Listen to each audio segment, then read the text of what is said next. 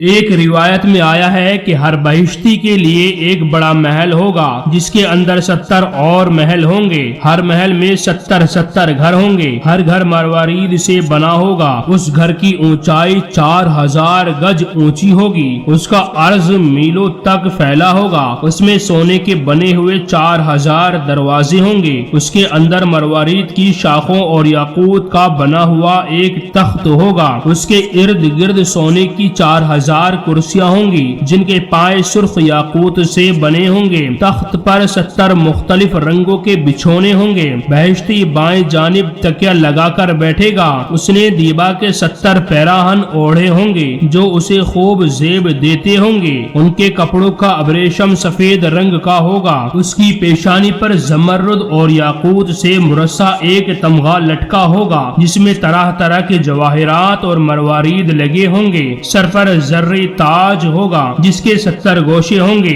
ہر گوشے میں ایک مروارید ہوگا. مشرق سے مغرب تک جس قدر چیزیں ہیں ان کی قیمت کے برابر ایک مروارید کی قیمت ہوگی. بہشتی کے ہاتھ میں سونے چاندی اور مروارید کے کنگن ہوں گے. ہاتھ اور پاؤں کی انگلیوں میں سونے چاندی کی انگوٹھیاں ہوں گی جن میں رنگ رنگ کے نگینے جڑے ہوں گے. 10,000 غلام اس کے سامنے کھڑے ہوں گے جو نہ جوان ہوں گے نہ بوڑھے. اس کے سامنے سرخ یاقوت کا خوان رکھا جائے گا جو کئی کوس لمبا ہوگا. ہر دسترخوان پر سونے چاندی کے 70,000 برتن ہوں گے. ہر برتن میں 70 قسم کا کھانا رکھا ہوا ہوگا. بہشتی لقمہ لے گا اور اس وقت اگر کسی اور کھانے کی خواہش اس کے دل میں پیدا ہوگی تو جو لقمہ منہ میں ہوگا اس کی اسی کھانے جیسی لذت بن جائے گی. آگے پیچھے جو غلام کھڑے ہوں گے ان کے ہاتھوں میں سونے چاندی کے گلاس ہوں گے. کچھ برتنوں میں میٹھا پانی اور شراب ہوگی. ان میں سے ہر شخص 40 آدمیوں کی خوراک کے برابر کھانا کھائے گا.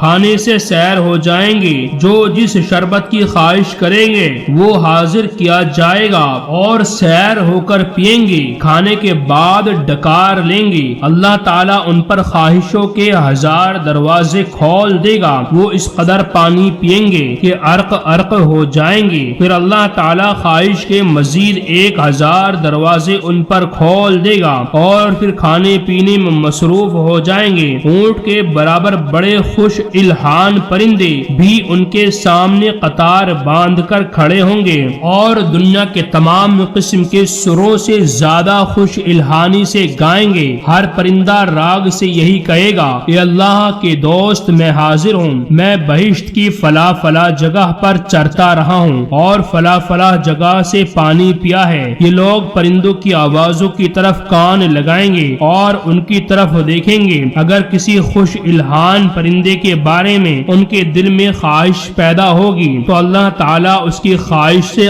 آگاہ ہو جائیں گے. اس لیے وہ پرندہ فوراً اس کے خوان میں آ گرے گا.